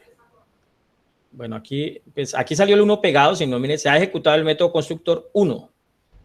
Voy a darle un espacecito acá para que no quede tan pegado. Digámosle número 1. Ahorita sí, ejecutémoslo. Y ahí está. Se ha ejecutado el método constructor número 1. Y voy a crear el otro objeto que teníamos acá. Voy a quitar esto. Y aquí entonces vamos a decirle que este es el objeto 2. Y se ha ejecutado el método constructor del objeto número 2. Listo, aquí está. Bien. Se ha ejecutado el método constructor del objeto número 1. Se ha ejecutado el método constructor del objeto número 2. ¿Listo? Una pregunta, ¿cuáles fueron las correcciones que hizo? En este caso, recuerden, en la estructura está declarado el método como tal. O sea, que acá en la estructura yo tengo que decir, esto en una clase más adelante les voy a explicar que a esto se le llama sobrecarga de métodos. Entonces, inicialmente teníamos que construíamos el objeto de esta manera, en el cual no le pasamos datos, o puedo tener el método constructor donde le pase datos. Entonces, tengo que hacerlo tanto en la estructura de la clase como en donde implemento la clase. ¿Sí? Aquí donde implementamos la clase. En las dos partes tengo que corregirlo. Pero ahorita vamos a ver un ejemplo más elaborado y ahí vemos un poquito más eso, ¿vale? Por el momento, lo que quiero que quede claro es cómo declaro una clase, cómo instancio esa clase, o sea, cómo implemento esa clase, cómo le digo a los métodos que van a hacer. Que entiendan que en una clase, en este caso en C, hay métodos constructores que se ejecutan automáticamente cuando se crea un objeto y la forma de crear un objeto es de esta manera. Y que en una clase hay métodos destructores que en ese caso se ejecutan automáticamente cuando se destruye el objeto. El método constructor se ejecuta cada que se instancia un objeto. O sea que si yo tengo 10 objetos, por cada objeto se ejecuta un método constructor. Y los demás métodos, los que no son ni constructores y destructores, los ejecuto cuando yo los mando a llamar. ¿Sí? Cuando yo los mando a llamar. ¿Preguntas? Profe, una pregunta. Sí. ¿Qué función cumple la palabra void? Ya eso lo vamos a ver. Bueno, se los digo de una vez. Los métodos los podemos diseñar de tal manera que retornen un valor. ¿Qué significa que retornen un valor? Que después de que ejecuten su tarea, porque en últimas recuerden que el método es una acción. El método es una acción. Entonces, que cuando termine de hacer su acción, su tarea, nos devuelva un resultado. nos devuelva un resultado. Entonces yo podría decir a él, devuélvame algo, o sea, devuélvame un valor que usted encontró, devuélvame un valor que usted calculó. Entonces, la palabra que le pongamos anterior al nombre del método es el tipo de dato que devuelve. Entonces, si ustedes miran acá en el main, estamos diciendo integer. Entonces, significa que esta función va a devolver un valor entero, un valor entero. Por eso aquí decimos integer y por eso aquí decimos devuelva un 0. Entonces, en ese sentido, es posible que nosotros creemos métodos que devuelvan datos, un entero, un string, un float, un doble o un dato de tipo objeto. Luego veremos eso, o un dato de tipo objeto. Pero posiblemente también existan métodos que simplemente hacen su tarea, pero no nos retornan ningún valor. O sea, él simplemente va a ejecutar una tarea y no nos van a informar donde lo mandamos a ejecutar que él tiene un valor por devolvernos. O sea, en ese caso esos métodos no devuelven valores. Cuando yo diseño que el objeto no devuelva un valor, le anteponemos la palabra void. Entonces, la palabra void le está indicando al método que él no devuelve ningún valor. Y si miramos aquí en el método imprimir mensaje, pues él no está utilizando la palabra return, que es la que devuelve un valor. Entonces, cuando ya veamos esto de retornar, entonces yo podría aquí decirle, por decir algo, yo podría decir, cree una variable llamada resultado, y resultado, digamos, va a ser 5. Y yo quiero que él devuelva ese valor. Entonces yo le diría return resultado. Entonces, aquí que le estoy diciendo, cuando termine de ejecutar e imprimir mensaje, él va a devolver lo que tenga la variable resultado, que en este caso es 5. Pero al método tengo que decirle eso. Entonces, ¿de qué tipo de dato es lo que yo voy a devolver? Es de tipo float. Entonces ya no iría un void, sino que iría un float. El tipo de dato que retorna, como aquí estoy diciendo retorna el resultado y resultado es de tipo float, entonces yo tengo que decirle acá que este método va a devolver un dato de tipo float. Para el ejemplo inicial, pues estamos diciendo void. ¿Y qué significa entonces la palabra void? Que ese método no devuelve ningún resultado. Hace una tarea, en este caso, ¿cuál tarea? Imprime este mensaje, pero no devuelve ningún dato. Es lo que significa la palabra void. Ok. ¿Listo? Profe, pero esa palabra void fue usada en los dos archivos, en el .h y cpp. O sea que siempre hay que incluirlo en ambos. Antes de... Claro, bueno, buena pregunta. ¿Por qué? Porque recuerden que aquí ustedes están declarando la estructura de la clase. Y a esto se le llama la firma del método. La firma del método. La firma del método, de donde está el .h, tiene que ser exactamente igual a la firma del método del .cpp. Es decir, usted no puede decir acá que va a devolver un void y acá decirle que va a devolver un float. Eso no está permitido. ¿Por qué? Porque usted está en la declaración de su clase diciendo que ese método de imprimir va a devolver un float, pero en donde lo está estructurando, donde lo está declarando, está diciendo que no va a devolver nada.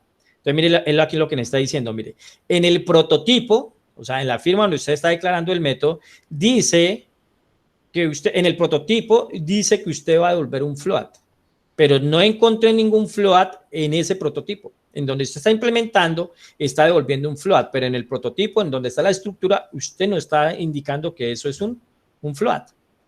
Entonces, posiblemente dice por acá, mire, posiblemente haga un void. Entonces, el error posiblemente es que en el .h, en la línea 27, en la columna 10, no lo ponga un float, póngale un void. ¿Sí? Cambia uno de los dos, o cambia en el .cpp, o cambia acá en el .h. Ahora, si aquí usted dice float, o sea, ¿qué está diciendo aquí? Imprimir mensaje va a devolver un dato de tipo float. Entonces acá tendría que decir que está correcto. Pero si observan, dentro de este método no está la palabra return. Entonces también, si usted dice que va a devolver algo, pues ese algo usted tiene que utilizar la palabra return. Si no establece la palabra return, él le devuelve un valor por defecto, que en este caso irá a ser 0. Si no, usted tiene que decir aquí return y tal cosa. Y el resultado. Bueno, para lo que había escrito ahora rato, el resultado. ¿Listo? Bueno, entonces vamos a hacer un ejemplo más elaborado. Vamos a hacer un ejemplo. Dime. Si uno va a usar la librería IOSTEM en el CPP del objeto, ¿también hay que ponerlo en el punto H? Sí, sí, si la vas a utilizar, debes de utilizarla en los dos lugares. Sin embargo, si ya está en el punto H, si de pronto ya la tienes acá en el punto H, al momento de incluir aquí el punto H, pues ya tendrías el IOSTream. Lógicamente acá ustedes no van, recuerden que en este caso el IOSTream es para utilizar por el momento el CAUT y el CIN. Acá como ustedes no van a implementar los métodos, pues aquí no sería necesario incluir el IOSTream, porque aquí realmente ustedes no van a usar las funciones de la librería como tal. Entonces deberían de hacerlo en el punto CPP. Bueno, ¿qué otra pregunta tienen? Entonces vamos a hacer un ejemplo más elaborado, pero en este ejemplo más elaborado, o sea, ya leímos un repasón en C++, cómo se implementa una clase, cómo se crea un objeto de esa clase, cómo se invoca un método de esa clase y sucesivo. ¿Sí? Cómo se invoca un objeto de esa clase y sucesivo. Entonces vamos a hacer un ejemplo más elaborado. Acá en su programa del campus, perdón, en sus datos de campus, hay un ejemplo triángulo. Y aquí, digamos que está este PDF. Entonces voy a abrir ese PDF. Voy a bajarlo aquí en documentos. Bueno, voy a bajarlo aquí en descargas. Y voy a abrirlo.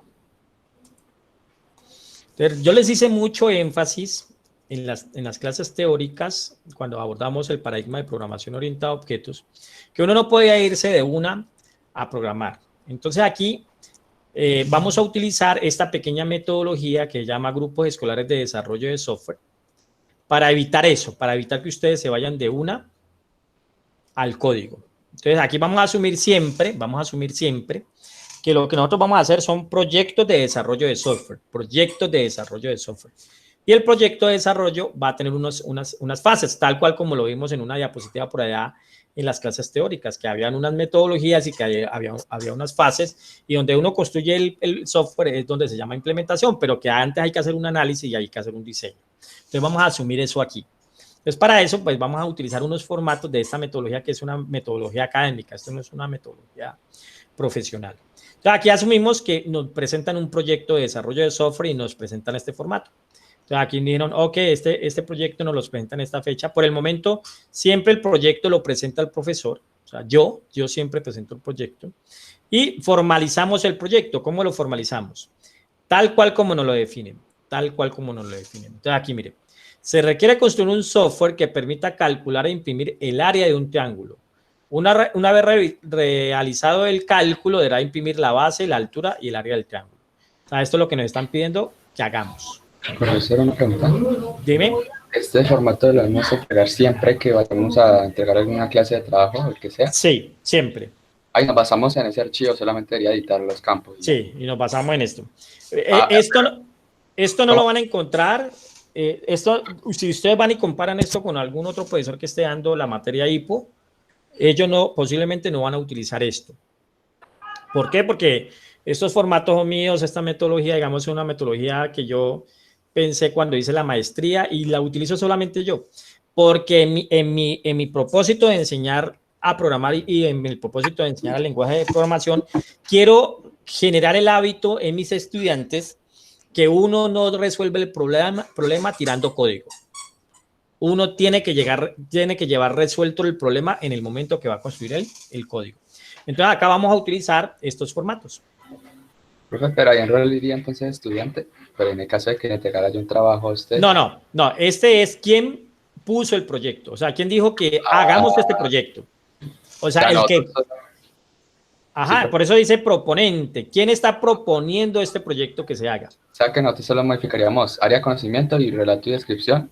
Correcto. Correcto. Ah, listo, listo. Y este formato pues tiene una intención ahí como poder contextualizar. El otro propósito que tiene esta metodología es que ustedes sepan que en los proyectos de desarrollo de software se maneja una documentación. Entonces estoy generando como una especie de laboratorio de cómo se construye software. O sea, es algo intencional lo que estoy haciendo aquí como para generar un buen hábito en ustedes, ¿vale? Entonces, los proyectos de desarrollo de software hay documentación. Entonces, con esto manejamos un poquito de documentación.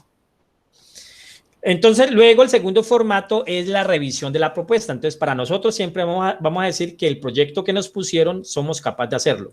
O sea, que aceptamos el desarrollo del proyecto. Entonces, esta segunda hoja siempre va a tener lo mismo. La fecha en que aceptamos el proyecto, que es aceptada, y aquí, ningún motivo de rechazo y ninguna observación del coordinador del grupo escolar de desarrollo de software. O sea, que esto siempre va a ser igual. Entonces, luego venimos aquí. Antes de ir a construir el software, vamos a declarar nuestras características del software. A esto ustedes técnicamente luego lo van a llamar requerimientos funcionales. Requerimientos funcionales. Ya que ustedes simplemente van a listar lo que quieren que haga el software. Mire que ni siquiera hemos hecho, ustedes simplemente es como si hubiesen dicho, como yo le hubiera dicho a ustedes, miren, necesito que ustedes me construyan un software que haga esto y que haga esto. Entonces, dependiendo de lo que me hayan descrito acá, lo que me dieron a mí que construyera, pues yo saco esas funcionalidades, esas características para esta metodología. Entonces, el software deberá solicitar la base y la altura del triángulo y el software deberá calcular e imprimir el área del triángulo. Son características que debe tener el software. Luego venimos a la fase de análisis. Entonces, en la fase de análisis, lo que hacemos es, con base en ese planteamiento, establecemos cuáles son los datos de entrada del problema, establecemos cuáles son los datos de salida del problema y establecemos cuáles son las fórmulas del problema, cuáles son los procesos del problema. Entonces, básicamente aquí estamos estableciendo de este problema que me están planteando, y que quiero que el software tenga estas funcionalidades, cuáles son los datos que necesito. Entonces, mira, aquí lo vamos a clasificar como datos de entrada, datos de salida y proceso. Y una vez tengamos esto, podemos construir el algoritmo en términos generales. Entonces, para resolver ese problema, ¿cuáles datos de entrada necesitamos? ¿Cuáles datos necesitamos? ¿Qué operaciones debemos de realizar?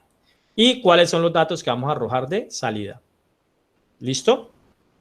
Pero como nosotros vamos a construir orientado a objetos, entonces de esto identificamos cuáles son los objetos involucrados. Entonces, el objeto involucrado en este caso es el objeto triángulo. Y como nosotros ya sabemos que los objetos tienen atributos, entonces establecemos cuáles van a ser los atributos. Entonces, de este objeto triángulo, los atributos van a ser la base, la altura y el área. Y definimos el tipo de dato. Entonces, una base tiene valores decimales. Por tanto, como tienen unos valores decimales, vamos a establecer lo que es de tipo float. Si no tuvieran decimales, entonces lo declaráramos de tipo entero, de tipo integer. Entonces, la base, la altura y el área son de tipo float. Y vamos a decir siempre que esos datos van a estar encapsulados. Entonces, para que estén encapsulados, vamos a decir que son privados. Privados. Profe, una pregunta, en el caso de que en el programa hagamos algún tipo de herencia o eso, también lo especificamos en el área de, ahí donde dice objeto involucrado, digamos en ese área, entonces uno allí colocaría, heredamos de tal clase, o cuestionar. Sí, y además, porque además después vamos a construir el diagrama de clase, velo, aquí está. Este es el diagrama de clase de lo que estamos planteando acá. Entonces, si observan, estamos llevando unas fases de análisis, unas fases de diseño. Todavía no hemos ido a tirar código, pero estamos entendiendo el problema. Estamos diciendo cuáles son los datos involucrados en el problema. Estamos estableciendo cuáles son los métodos, estamos diciendo cuáles son los objetos involucrados en el problema. Estamos diciendo para esos objetos cuáles son sus atributos y estamos diciendo cuáles son sus métodos. Entonces, mire que antes de ir a construir, estamos dejando todo muy claro. Por ahí hay una frase que luego vamos a utilizar mucho. Yo creo que la próxima sesión se las muestro, de un matemático que dice, antes de crear debemos de entender. O sea, yo no puedo ir a crear un programa en un lenguaje de programación orientado a objetos si todavía no entiendo el contexto del problema y si todavía no sé cuáles son los objetos involucrados en ese problema. ¿Listo? Entonces sí, vamos a declarar todos los objetos y las posibles relaciones que existen entre esos objetos, ¿vale? Además aquí también, ¿qué estamos aclarando? Estamos aclarando cuáles son los métodos que él va a tener. ¿Cuáles son los métodos que va a tener? Entonces decimos que el objeto triángulo va a tener el método constructor sin parámetros, el método constructor con parámetros. Entonces aquí a esto le vamos a entender que esto es la sobrecarga de métodos, en este caso la sobrecarga de métodos constructores. Ahorita que veamos el código ya les explico qué significa la sobrecarga. Sin embargo, por ahí hay una diapositiva que luego les explico también con detalle esto. Por cada dato, vamos a establecer unos métodos públicos que les vamos a denominar métodos de modificación y de acceso. Métodos de modificación y de acceso. Esos métodos van a ser públicos. Los métodos para modificar no van a devolver nada y van a recibir un dato del mismo tipo de lo que él devuelva. Y los datos de acceso que me van a retornar el valor de los datos, porque los datos los estamos declarando privados, los vamos a definir con el tipo de dato de lo que él tenga. Es decir, que si mi dato es de tipo float, el método de acceso que cree para el objeto va a ser de ese mismo dato. Mire, float. Ya lo vamos a ver allá. Y además vamos a crear todos los métodos que necesitemos para hacer los cálculos. En este caso vamos a declarar un método llamado calcular área, que no va a retornar un valor. Teniendo claro esto, construyo mi clase. Entonces, mire, mi clase, ¿cómo va a quedar? Va a quedar una clase triángulo con los atributos base, altura y área. Este menos indica que es un atributo privado. Y este de acá indica el tipo de dato. Entonces, estos datos van a ser de tipo float. Luego vienen los métodos. Entonces, aquí vamos a tener un método constructor sin parámetros. ¿Por qué sé que es un método constructor? Porque se llama exactamente igual a la clase. Y sin parámetros, ¿qué significa? Que aquí en el método no recibe datos.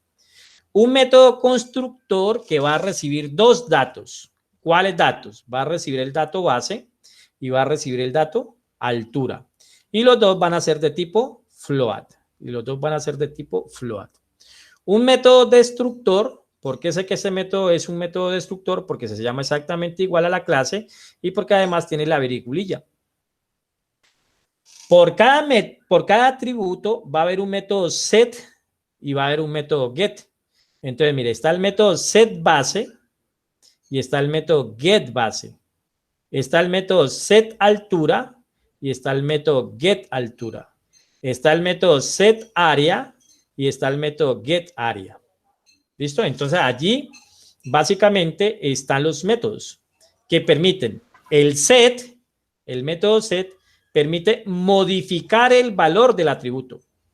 Y el método get permite conocer el valor del atributo. Entonces, ¿eso qué significa? Con set base le cambio el valor al atributo base. Con get base recupero lo que vale base. Con set altura cambio el valor de lo que tiene el atributo altura.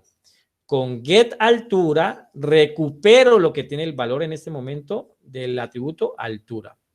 ¿Por qué debemos de crear estos métodos get y set de tipo público? ¿Quién me indica que es público? El más.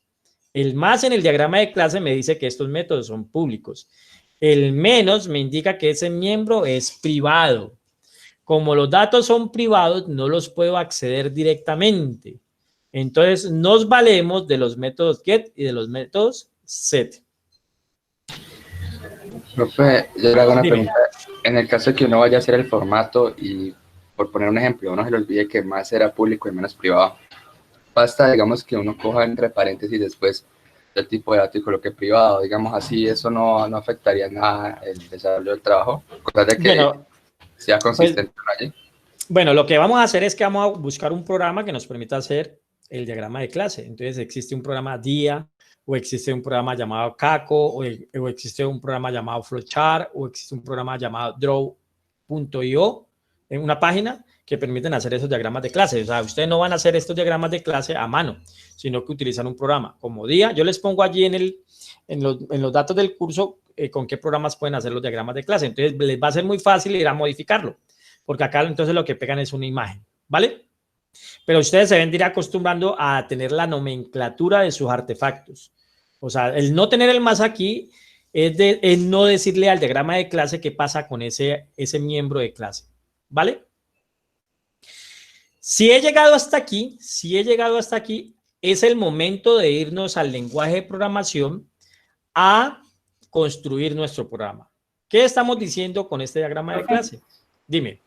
¿Y cómo es posible que un método público acceda a un método privado? Porque ahorita que veamos esto, ¿qué significa? Que estos son miembros de la clase. O sea, que esto pertenece a un miembro de esta clase.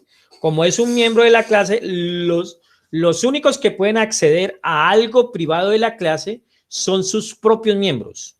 Como setBase es miembro de la clase triángulo y base es un miembro de la clase triángulo, setBase, aunque base sea privado, lo va a poder acceder.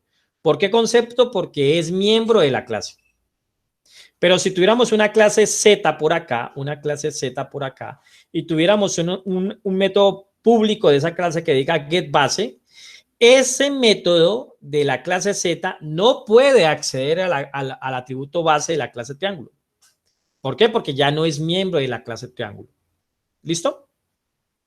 Entonces la respuesta es, ¿por qué el método público getBase puede acceder al atributo base privado de la clase triángulo? Porque ambos son miembros de la misma clase.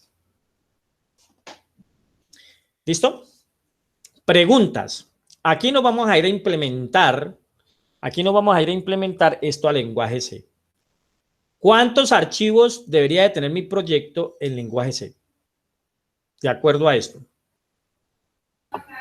3. 3 archivos. ¿Cuáles son esos archivos? Triángulo.h, triángulo.cpp y main.cpp. Correcto. Entonces, main.cpp va a tener la función main, que es por donde arranca el programa. Triángulo.h, ¿qué va a tener?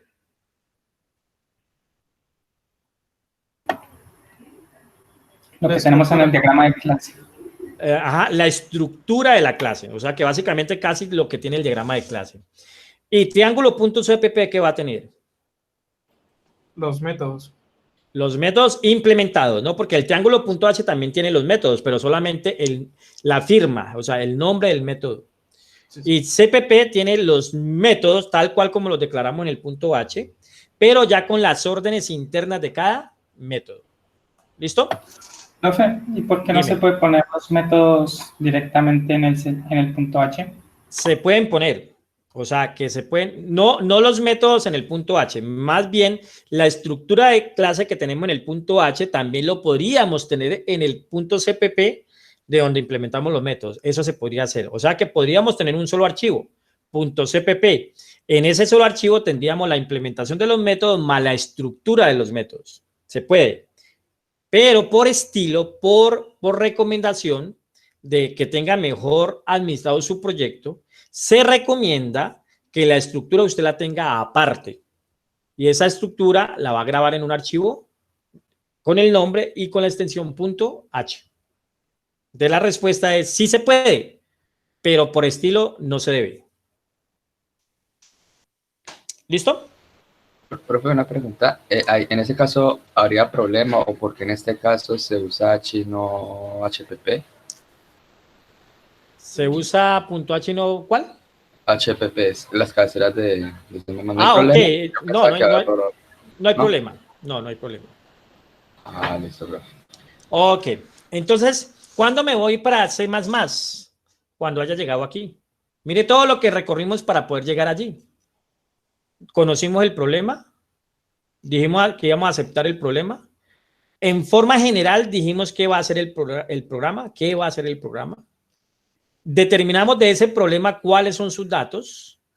De ese problema establecimos cuál es su algoritmo. Establecimos cuáles son los objetos involucrados y de cada objeto cuáles son los atributos y cuáles son sus métodos. Y por último construimos el diagrama de clase.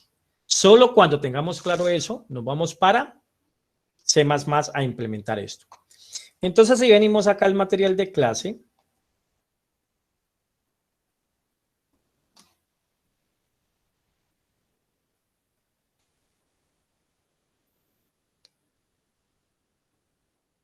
si venimos acá al material de clase, aquí en triángulo.h, bueno, me toca, porque aquí se los tengo para que lo descarguen y los monten en un IDE, en un programa editor de eso. Entonces me toca, ahora, ya mismo les pongo la URL del proyecto aquí en esto. Este es el ejemplo. ¿Listo? Este es el ejemplo.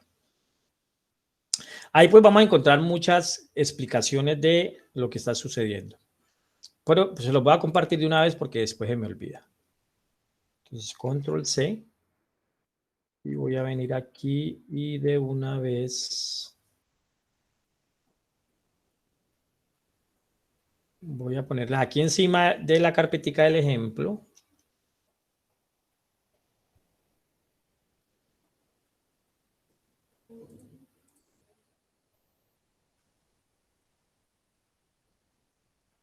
Ejemplo, triángulo con programación orientada a objetos.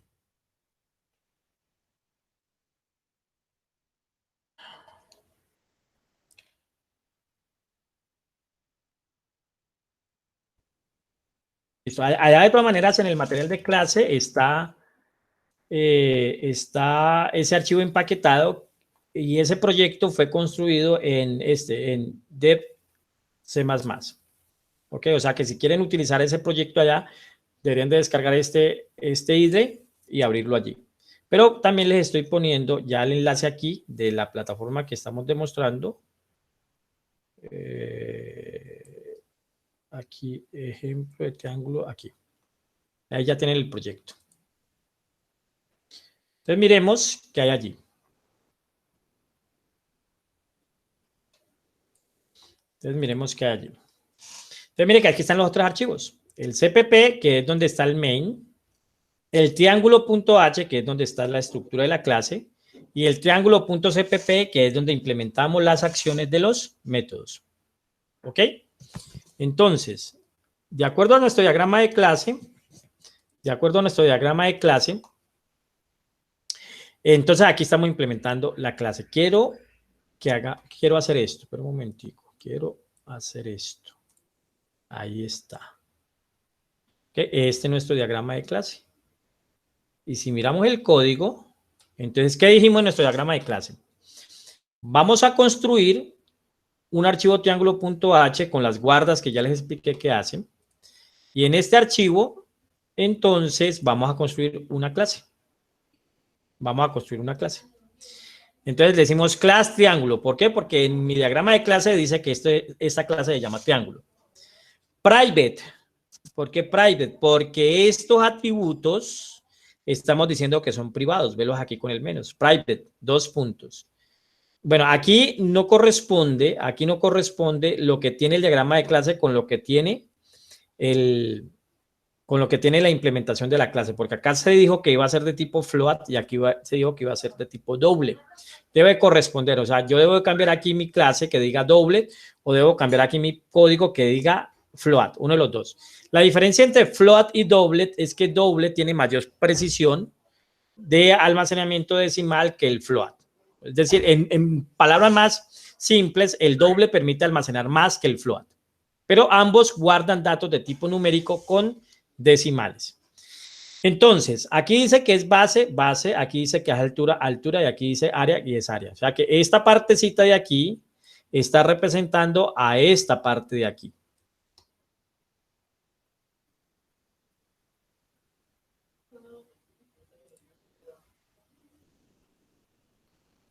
¿Ok? Esta parte de aquí está representando a esta parte de aquí.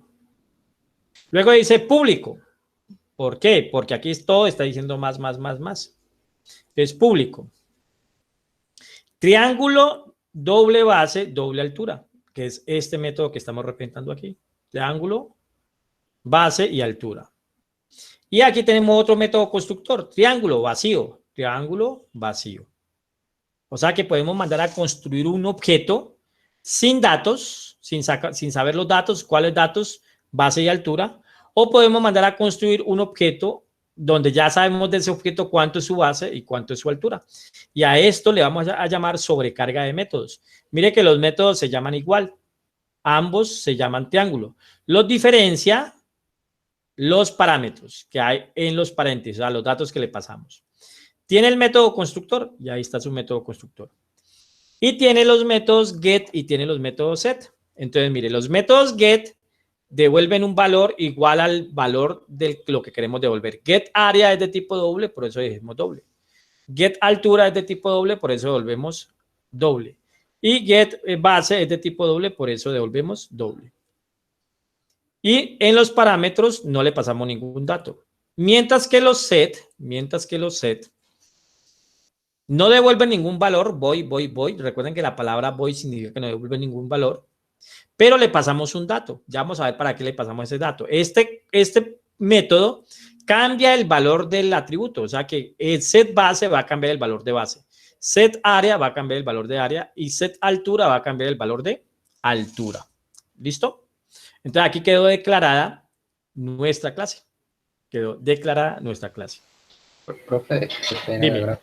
es que está viendo el curso, ¿Sí? y ahí dice el laboratorio número 2. Entonces, ¿Sí? como ahorita se estaba hablando de esas páginas también para orientarse, creo que era con la documentación que iba al inicio de la planificación y eso. Ajá. Entonces, si ahorita se va a subir, pues para en ese caso, supongo ahí se va a aplicar eso, ¿no? Para hacer todo lo que se pide ahí. Sí, correcto. De todas maneras allí está, pero lo voy a asignar, oficialmente queda asignado el próximo viernes, ¿ok? Porque todavía tenemos que demostrar más cosas aquí para que ustedes queden bien con esos conceptos. Pero digamos que ya, pero ¿qué podrían hacer hasta el momento? Pueden ir construyendo toda esa parte de análisis y de diseño. Listo, pero igual se entregaría entonces para el 7, eso sí no me cambia. No, como lo voy a asignar el viernes, entonces lo postergo para que se entregue el otro viernes. Ah, listo, profe, muchas gracias. ¿Listo? Bueno, hasta aquí está claro. Mire que es lo mismo que vimos ahora con el ejemplo sencillo, ¿no? Entonces aquí declaramos nuestra clase. Ahora tenemos que implementar los métodos. Vengamos a ver cómo se implementan los métodos. Ah, bueno, ¿y qué otro método había aquí? El método calcular área. ¿Qué va a hacer calcular área? Se va a encargar de calcular el área del triángulo, o sea, de hacer la operación. Vengamos entonces a triángulo.cpp. Lo primero es que incluimos el archivo .h. Incluimos el archivo .h. Y por cada método que declaré en la estructura, tengo que decir qué va a hacer él. Entonces, miremos. En el método constructor, que no le paso datos, mire lo que estoy diciendo. Que la base va a valer 0, que la altura va a valer 0 y que el área va a valer 0. Este this aquí no sería tan necesario, pero de una vez vamos a decir qué hace. El this, cuando digamos this menos mayor, lo que estamos diciendo es que este es un miembro de la clase, o sea que base es un atributo de la clase. Pero ¿qué pasa si mandamos a ejecutar o mandamos a crear un objeto con el método constructor sin datos? Entonces la base, la altura y el área valdrá 0. Y miremos el método constructor de la línea 19 a la línea 24, que estamos diciendo que el método constructor le voy a pasar un valor base y le voy a pasar un valor altura. O sea que cuando mande a ejecutar este método constructor, tengo que pasarle dos valores. El primer valor va a ser de la base y el segundo valor va a ser de la altura. Y si miramos en el cuerpo del método, ¿qué estamos diciendo? Que this raya mayor base. Pregunta, ¿a quién está haciendo referencia este this base? A este atributo. ¿Sí? A este atributo. Y este base, ¿a quién hace referencia? A esta variable local que estamos pasando aquí. O sea que este base que tengo aquí resaltado y este base son variables de este método. Pero este base de aquí es el atributo de la clase, o sea que es este valor, este atributo de la clase. Eso es lo que estamos diciendo allí. ¿Qué pasa si yo no le doy this? Mire cómo queda. Base es igual a base. O sea que en últimas, ¿qué estaríamos diciendo? Que esta variable local es igual a esta variable local que está aquí. O sea que no estamos tocando el valor del atributo. Por eso es que tenemos que darle el this raya mayor base. Hace referencia al atributo. Dime. Profe, ¿ese this no se puede hacer con punto? ¿This punto base? No, ese lo vamos a utilizar, pero cuando veamos datos dinámicos. En este caso, el operador para internamente dentro de la clase de this raya mayor base. ¿Listo? Entonces, cuando veamos datos dinámicos, ahí sí nos va a tocar establecer el punto. Entonces, mire la diferencia cuando mandamos a construir un objeto con este método constructor a cuando lo mandamos a construir con este método constructor. Con este método constructor yo ya sé cuánto vale su base y ya sé cuánto vale su altura. Con este método constructor yo no sé cuánto vale su base y cuánto vale su altura y por eso digo que la base arranca en 0 y por eso digo que la altura arranca en 0. ¿Listo? Bueno, como posiblemente ustedes tienen otra clase, vamos a dejar allí. En la próxima sesión termino de explicar esto de acá abajo, lo que hay acá abajo, y termino de explicar lo que hay en el método main. Aquí, pues, en últimas, ustedes se pueden ir guiando. Mire, aquí se está construyendo un triángulo llamado mi triángulo, que le paso su base y le paso su altura que fueron capturados con anterioridad. Y aquí estamos creando un objeto llamado obj2, pero como no le estoy pasando la base y la altura, ¿cuánto va a valer la base y la altura de este objeto? 0. 0. ¿Listo? Entonces, pueden ir cacharreando. Okay. Dime. Y si uno en el de imprimir solo le pone mi triángulo, ¿qué imprime? Cuando dices mi triángulo, en este caso, no estás, digamos que imprime la referencia del objeto como tal, dónde está almacenado, pero no le estás diciendo a él que qué va a ir a ejecutar de ese objeto. Ok. ¿Listo? Bueno, entonces, chicos, el próximo viernes continuamos de ver este ejemplo y lo ponemos a ejecutar. Sin embargo, ustedes ya lo tienen allá, lo tienen aquí en los datos de su campus, aquí triángulo, ejemplo triángulo, lo ejecutan, los llevan acá. Recuerden que para hacerle modificaciones, si yo le digo que me abra este enlace, él me abre aquí, que me lo abre de solo lectura. Para que ustedes puedan modificarlo, le dan aquí donde dice for dix. Ahí le pueden hacer cambio. Ahí pueden cacharrear y pueden explorar un poco más, pero de todas maneras el próximo viernes terminamos de ver este ejemplo. Dime, ¿quién me habló? ¿Carlos? Sí, profe. Profe, una pregunta, cuando vamos a darle valor a los valores de la clase y eso, dentro del constructor en algunos casos, de pronto para la actividad, siempre pues, se ha tenido como esa duda entre hacerlo de esa forma y con eso que se llama, creo que es lista de inicialización de miembros. Es como cuando uno lee esos dos punticos, pero es como si iba a leer eso. Eso sí. Es mejor así, es recomendable, es que a veces me enredo con esas dos formas. O sea, eso lo vamos a ver allá por ahí, más o menos cuando comenzamos a ver datos dinámicos, por ahí en la semana número 7. Ahí vamos a entender bien cuándo es necesario inicializar un atributo del método constructor por paso de parámetros o por lista de parámetros. Cuando entendamos, cuando por allá en una clase que vamos a ver que se llame paso de parámetros a los métodos, que puede ser por puntero, puede ser por referencia o puede ser por valor. Entonces, cuando lo hacemos por alguno de esos métodos, es posible que no lo podamos hacer directamente pasándole un parámetro, porque digamos que si lo voy a pasar a una constante, esa constante ya es un valor que no puede cambiar. Entonces ya no lo puedo asignar. Entonces allí es donde vamos a tener que pasarlo por una lista de parámetros. Pero por allá cuando ya veamos esos temas, allí está planificada una clase, les explicaré eso, qué significa y cómo se debe de realizar, ¿vale? Listo, profe. Gracias. Bueno, chicos, entonces dejemos allí, nos vemos el viernes, lean un poquito el material, miren un poquito el ejemplo y el viernes terminamos de ver el ejemplo y ahí yo ya les asigno el laboratorio número 1. ¿Qué pueden ir adelantando? Perdón, el laboratorio número 2. ¿Qué pueden ir adelantando del laboratorio número 2? Su análisis. O sea, el planteamiento de los problemas que están allí es cuáles son los datos que hay, cuáles son los objetos que hay y sucesivo. Por el momento, piénselo con que solamente hay un objeto. Y entonces todos los datos que hay en el problema pertenecen solamente a un objeto. ¿Vale? Gracias, profe. Bueno, con mucho gusto. Entonces dejemos allí y nos vemos el próximo viernes. Hasta luego, profe. Hasta luego. Que les vaya muy bien.